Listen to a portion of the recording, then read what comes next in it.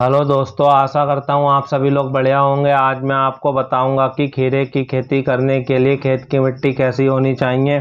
खीरे की खेती करने के लिए खेत की तैयारी कैसे करें, खीरे की फसल की बुवाई कब करें, खीरे की फसल में खाद कितना डालना चाहिए, खीरे की फसल में कितनी सिंचाई करें, फलों की तुड़ाई कब करें, खीरे की उपज प्रति हेक्टेयर कितनी होती है। अभी तक आपने हमारा यूट्यूब चैनल सब्सक्राइब नहीं किया तो हमारे यूट्यूब चैनल को सब्सक्राइब करें, वीडियो को लाइक करें, शेयर करें, कमेंट करें। वीडियो स्टार्ट करते हैं। खीरे की खेती के लिए खेत की मिट्टी कैसी होनी चाहिए। खीरे की खेती सभी प्रकार की मिट्टी में की जा सकती है, लेकिन अच्छी पैदावार के लिए अच्छे जल निकास वाली दोमट एवं बलुई दोमट भूमि उत्तम मानी जाती है। खीरे की खेती के लिए भूमि का पीएच मान 5.5 से 6.8 तक का अच्छा माना गया है। खीरे की फसल के लिए कम रेतीली भूमि ठीक रहती है। खीरे की खेती नदी तालाब के किनारे भी की जा सकती है और इसमें पानी निकालने के लिए नाली बनानी चाहिए, जिससे पानी इकट्ठा ना हो और फसल को नुकसान नहीं होना चाहिए। खीरे की खेती करने के लिए खेत की तैयारी कैसे करें।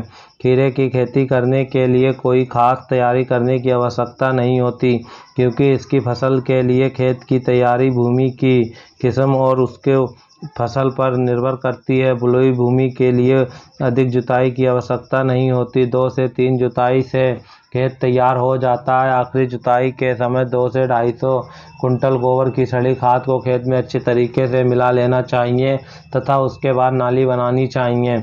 खीरे की फसल की बुवाई कब करें। खीरे की फसल की बुवाई का सबसे अच्छा समय फरवरी से मार्च का होता है। प्रति हेक्टेयर बुवाई के लिए 2 से 2.5 किलो बीज की आवश्यकता होती है। खीरे के पौधे फैलने वाले होते हैं, इसीलिए अच्छी फसल के लिए बुवाई के समय इसके बीजों की आपसी दूरी कम से कम 50 से 100 सेंटीमीटर होनी चाहिए। साथ ही बहुत सी क्यारियां होनी चाहिए। खीरे की खेती करते समय पंक्तियां बनाते समय एक से दूसरी पंक्ति की दूरी कम से कम 150 सेंटीमीटर होनी चाहिए।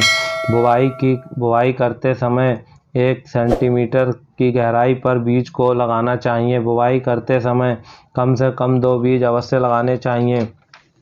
खीरे की फसल में खाद कितना डालना चाहिए।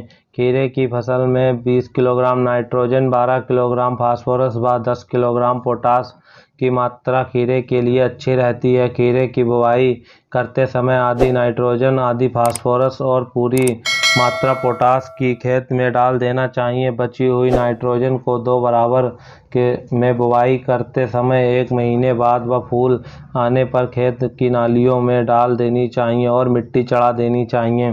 खीरे की फसल में कितनी सिंचाई करें। खीरे की उन्नत खेती के लिए गर्मी में फसल की सिंचाई समय समय पर करना जरूरी होता है, इसलिए 5 से 8 दिन बाद के अंतराल पर खेत में सिंचाई करते रहना चाहिए। बेलों पर फल लगते समय खेत में नमी का होना बहुत ही ज़रूरी होता है। यदि खेत में नमी की कमी होगी तो फल कड़वे हो जाएंगे। की तुड़ाई कब करें। खीरे की फलों की तुड़ाई कच्ची अवस्था में कर लेना चाहिए, जिससे बाजार में उनकी अच्छी कीमत मिल सके। फलों की तुड़ाई 1 दिन छोड़कर करना अच्छा रहता है। खीरे की उपज प्रति हेक्टेयर कितनी होती है।